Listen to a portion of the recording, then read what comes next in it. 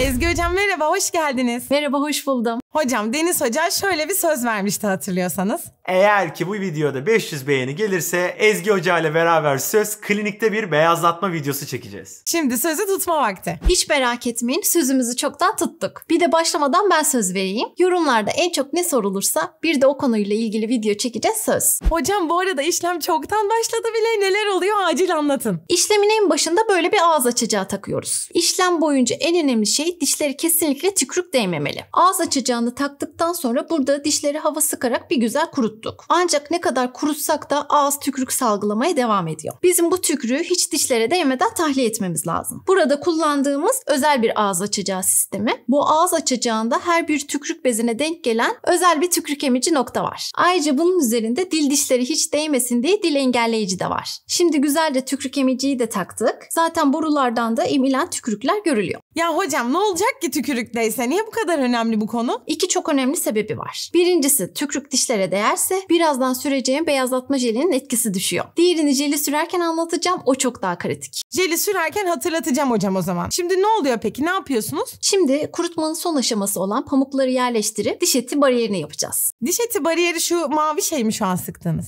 Evet, tam olarak öyle. Bu ne için peki? Birazdan beyazlatıcı jeli süreceğim. Bu jel kesinlikle dil, dudak, diş eti gibi yerlere değmemeli. Hem çok yakar hem de çok zararlı. Bu yüzden diş etlerine jel hiç bulaşmasın diye böyle bariyerle koruyoruz. Yalnız burada bariyer canımı okumuş. Bariyer çok akışkan hale geldiği için biraz doğru uygulamışım. Birazdan delirip yeni bariyer istiyorum diye hatırlıyorum. Hocam bir ışık geldi. Bu dişi beyazlatan ışık değil mi? Yok, hayır değil. Bu bir kere bile dolgu yaptıran herkesin bildiği dolguları donduran ışık. Hani bariyer akışkan haldeydi ya. Bu ışığı tutunca bariyer donuyor ve işlem boyunca hareket edemeyip sabit kalıyor. Ayrıca o beyazlatmadaki ışık konusuna da birazdan geleceğim. Normalde burada artık beyazlatıcı jeli sürerdik ama hem dediğim gibi jel biraz beni yordu hem de bariyer konusunda ben biraz takıntılıyım. Diş etine kesinlikle jel değmesini istemiyorum. Ben hep 2 kere bariyer yapıyorum. Burada yine hızlıca bariyeri güçlendiriyorum. Hocam bu gelen kırmızı sanırım artık beyazlatma jeli. Doğru muyum? Aynen öyle. An itibariyle parti başladı. Dişlere tek tek jel uygulamaya burada başlamışız. Ben genelde önce üstte sonra alta uygulamayı seviyorum. Jeli de sürmeden önce bir karıştırma metodumuz var. Bu jel aslında 2 ayrı jelin karışımından oluşuyor. Tam uygulanmadan önce bunların iyice güzelce karışması lazım. Tam olarak 50 kez sağa sola ittire ittire jeli karıştırıyoruz. Hocam bariyer yaparken de dikkatimi çekmişti. En arkadaki dişlere hiç işlem yapmıyorsunuz. Neden? Şimdi bu öncelikle estetik bir işlem. Hasta gülerken en arkadaki gözükmeyecek dişe uygulama yapmıyoruz. Hem de en arkadaki dişler yanağa da çok yakın. Hiçbir görsel etkisi olmayan bir nokta için boşuna risk almaya gerek yok. Tabii gülerken hasta 32 dişini birden gösteriyorsa oraları da yapıyoruz. Hocam tükürük dişe değse ne olur dediğimde 2 sebepten birini jeli sürerken söyleyeceğim dediniz. Onu size hatırlatacağım demiştim. Ha bak, iyi hatırlattın. Eğer tam şu anda dişleri tükürük değerse tükürük akışkan olduğu için jel tükürüğe karışır. Yanağa dile jel gidebilir. Dediğim gibi bu hem zararlı hem buraları yakacaktır. Anladım hocam. Şimdi beyazlatıcı jelin etki etmesini bekliyoruz galiba.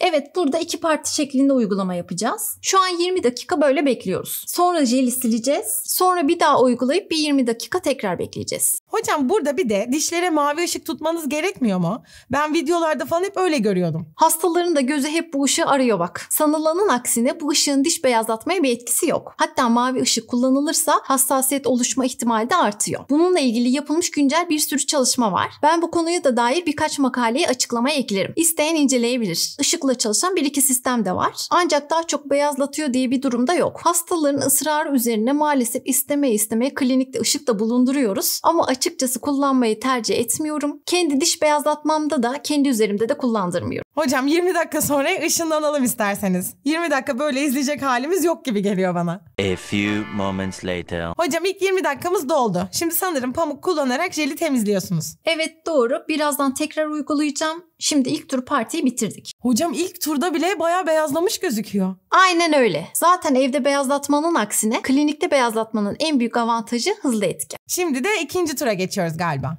Aynen. Birinci turda ne yaptıysak ikinci turda da aynılarını tekrardan yapacağız. Buraları zaten gördük. Sen bizi bir daha bir 20 dakika sonrasında ışınla en iyisi. One eternity later. Evet hocam, ikinci turu da bitirdik. Yine pamukla silmişsiniz. Yalnız hocam aşırı iyi duruyor şu an. Vallahi elinize sağlık. Burada bir başlangıçtaki dişlerin durumu, bir de beyazlatıcı jelin kalitesi çok önemli. Dişler başlangıçta ne kadar sarıysa o kadar çok beyazlıyor. Bu işin en güzel yanı bu. Bir de burada kullandığımız jelde hem bilimsel çalışmalara göre hem de kendi kişisel tecrübelerime göre çok başarılı. Birçok başka jele göre bir tık daha maliyetli ama bence hakkını veriyor. Şimdi de jeli tamamen uzaklaştırmak için güzelce yıkayacağız. Buraya çok dikkat ediyoruz. Özel bir emici daha kullanıyoruz ki jelle karışık sıçrayan sular hiç ağza saçılmasın. Peki hocam, şimdi dişlerde sızlama, hassasiyet gibi şeyler olacak mı? Bunu çok duyuyorum çünkü. Evet, beyazlatmanın bir yan etkisi bir süre hassasiyet yapabiliyor. Kullandığımız jelin kendi içerisinde beyazlatıcı özelliğinin yanı sıra aynı zamanda hassasiyet giderici etkisi de var. Ama gene de bu bize yetmez. Şimdi de hassasiyet için özel olarak ayrı bir jel süreceğim. Seans sonrasında iyice rahat edelim istiyorum. Bu jeli de aşağı yukarı dişlerin üzerinde 5 dakika tutuyorum. Ama hastamızda hassasiyet şikayeti varsa süreyi ekstra uzatabiliyoruz. En sonunda da jeli pamukla bir güzel sildim ve şimdi sıra bariyerleri sökmeye geldi. Pamukları alıp bariyeri güzelce söküyoruz ve işlem tamam.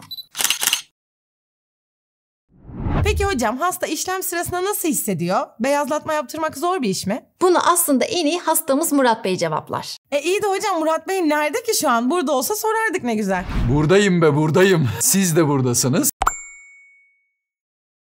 Onu Ezgi Hoca'ya değil, asıl bana sormanız gerekiyor. Lütfen, lütfen. Burada ciddi bir iş yapıyoruz Hande Kuru.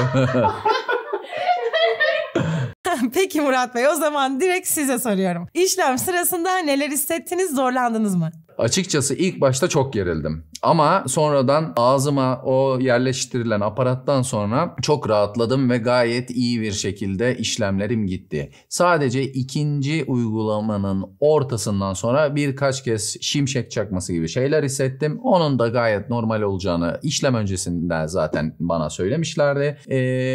Stres yapmadan bitirdik. Peki sizce bu işlem sürecinde ya da sonrasında sizin açınızdan en kötü şey ne? İşlemden sonra en kötü şey tabii ki kahve içememek, çay içememek, günlük yaşantımızdaki her zaman yaptığımız işlemleri yapamamak olacak sanırım. 20 gün kadar dedi hocamız. Kurallara uymamazlık etmeyi düşünmüyorsunuz değil mi? Açıkçası kahveyi pipetle içeceğim. Onun şeyini aldım, sözünü aldım ama tabii ki dikkat etmeyi istiyorum bu konuda. Çünkü işlem gerçekten uzun bir işlem. 45 dakika sürüyor. Hareketsiz kalıyoruz. Ama kesinlikle buna da değdiğine karar verdik. Görüldüğü gibi. Peki beyazlatma sonrasında nelere dikkat etmemiz lazım Murat Bey? Kurallar ne? Onu da bence bana değil, işin uzmanı Ezgi hocamıza sorsak daha iyi bilgiler alırsınız. Bu videomuza da yine 500 beğeni gelirse söz beyazlatma sonrası yapılması gerekenlerle ilgili ayrı bir video çekeceğiz. Kanala abone olmayı unutmayın. Yorumlarda sorularınızı bekliyorum. Hoşça kalın.